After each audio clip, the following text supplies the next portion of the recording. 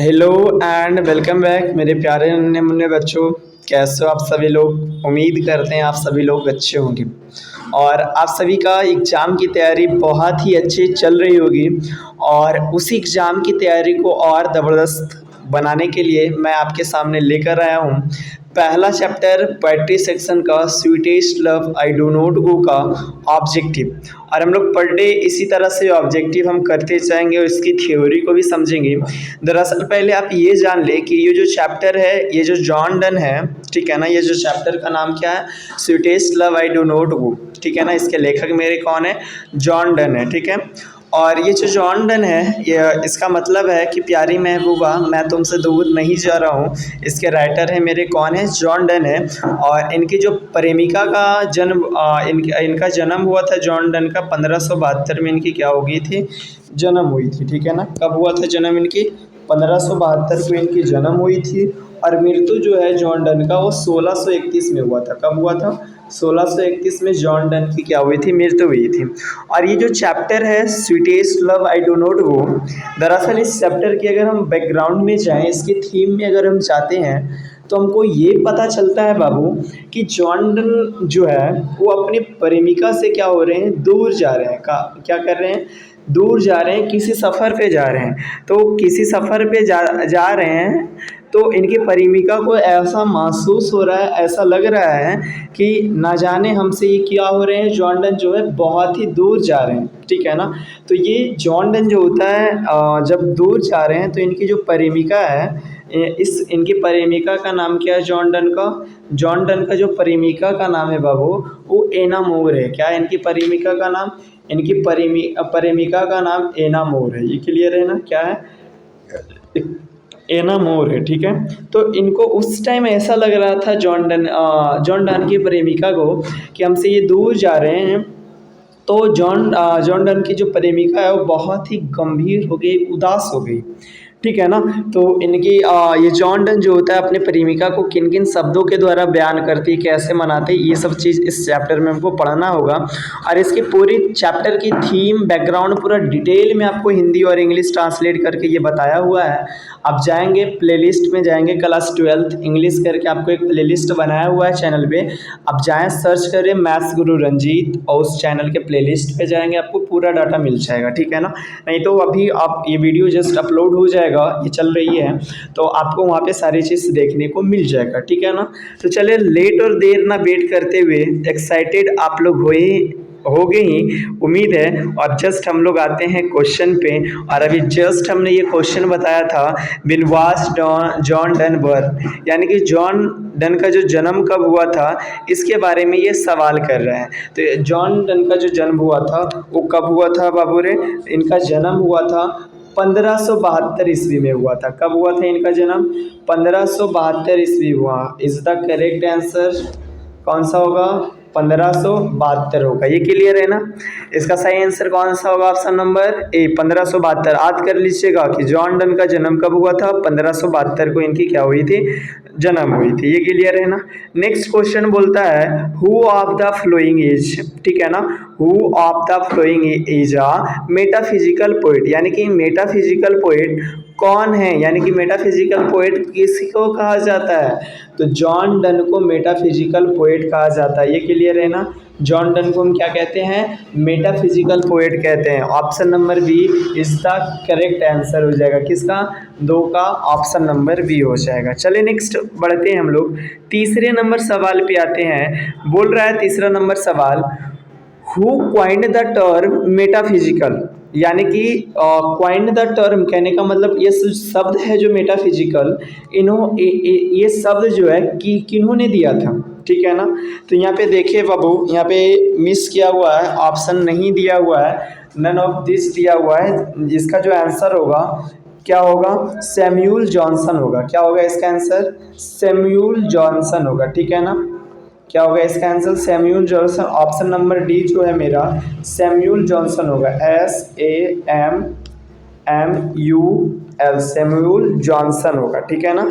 JOHNSON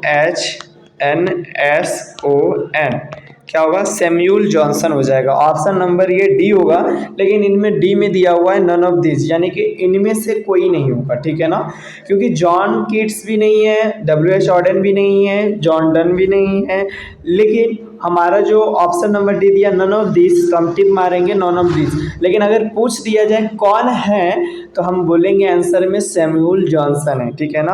who coined the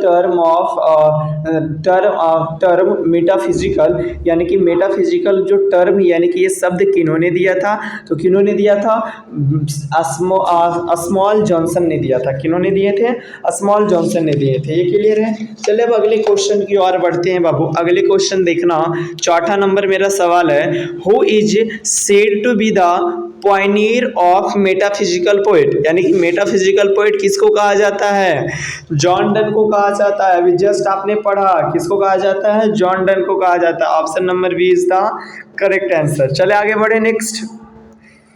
उम्मीद है आप लोग को समझ में आ रहा होगा क्या कह रहे हैं, क्या क्वेश्चन है। बहुत ही चीज़ सवाल आपके एग्जाम में आता है, और आपको हम प्रीवियस ईयर का भी सवाल देंगे कि वास्तव में प्रीवियस ईयर का कौन कौन सा सवाल आपके एग्जाम में पूछे जाते हैं। क्लियर है ना।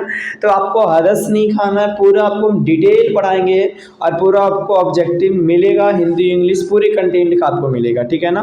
तो आपको बने रहना है, लास्ट तक एंड तक जरूर बने रहना है। और जो आपकी एग्ज़ाम की तैयारी है उसको और चांद और बेहतर करने के लिए मैं आपके ये प्रयास में लगा हुआ हूँ, और उम्मीद करते हैं आप लोग भी अच्छे से मेहनत कर रहे होंगे, ठीक है ना।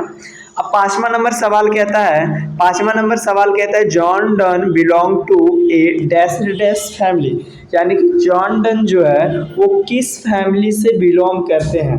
तो आपको पता है कि आपने पढ़ा कि ये जॉन डन जो है वो रोमन कैथोलिक फैमिली से बिलोंग करते हैं। किस फैमिली से, रोमन कैथोलिक फैमिली से बिलोंग करते हैं। तो option number A is the क्या हो जाएगा, करेक्ट आंसर हो जाएगा। क्लियर है ना, समझ में आ रहा है। चलिए नेक्स्ट क्वेश्चन पे बढ़ते हैं। इसका पीडीएफ भी आप लोग को मिल जाएगा, ठीक है ना। पीडीएफ के लिए सोचना नहीं है कि इसका पीडीएफ मिलेगा या नहीं मिल पाएगा, हरस खाने की कोई बात नहीं है, पीडीएफ आपको पूरा मिल जाएगा, धैर्य रखिए खाली केवल। ओके, चलिए अगला सवाल है, which university did John Donne had to leave because of his religion, यानी कि जॉन डन जो है वो किस यूनिवर्सिटी में पढ़ रहे हैं, किससे पास हुए थे, किससे है, तो ऑक्सफोर्ड यूनिवर्सिटी था ना, इज द करेक्ट आंसर हो जाएगा ऑप्शन नंबर बी। ये क्लियर है ना। चलिए नेक्स्ट आते हैं 7वें नंबर सवाल पे। John Donne also studies law and dash dash, वो किस चीज का स्टडी कर रहे थे, थेलियोलॉजी का स्टडी कर रहे थे। ऑप्शन नंबर बी हो जाएगा। समझ में आ रहा है ना, ऑप्शन नंबर क्या हो जाएगा, B is the correct answer. आगे बढ़े, रेडी है, आगे बढ़े। अगला सवाल है at which age John Donne accepted ordination and became a priest, यानी कि उन्होंने किस साल में या किस एज में एक्सेप्ट, यानी ऑर्डिनेशन का मतलब होता है समन्वय, यानी कि उन्होंने किस एज में समन्वय किए थे। एक्सेप्ट स्वीकार कब किए थे, 42 साल के एज में किए थे। Option number B is the क्या हो जाएगा, करेक्ट आंसर हो जाएगा। ये समझ में आ रहा है। चले आगे बढ़ते हैं नेक्स्ट। अगला बोल रहा है John done is well known for dash dash, क्या हो जाएगा, यानी कि उस किसके बारे में जान रहे थे, सॉन्ग एंड सोनेट के बारे में जान रहे थे। ये क्लियर है ना, option number D is the correct answer हो जाएगा। ये समझ में आ रहा है, ऑप्शन नंबर डी हो जाएगा। चलिए आगे बढ़ते हैं थोड़ा। 10 नंबर में कह रहा है what was the name of John Donne wife, यानी कि जॉन डन के वाइफ का नाम क्या, उनकी पत्नी का नाम क्या है। आपको हमने अभी जस्ट बताया था। ये जो चैप्टर है, इस चैप्टर के अगर बैकग्राउंड में जाना जाए बाबू, तो इस चैप्टर का जो sweetest love I do not go में एक लवर है और एक बिलव्ड है, ठीक है ना। लवर कहने का मतलब एक प्रेमी है और बिलव्ड कहने का मतलब एक प्रेमिका है। और लवर जो है मेरा यहाँ पे जो काम कर रहे हैं वो जॉन डन है, और बिलव्ड जो मेरा है वो कौन है, एना मोर है, उनकी जो पत्नी है एना मोर है, ठीक है ना।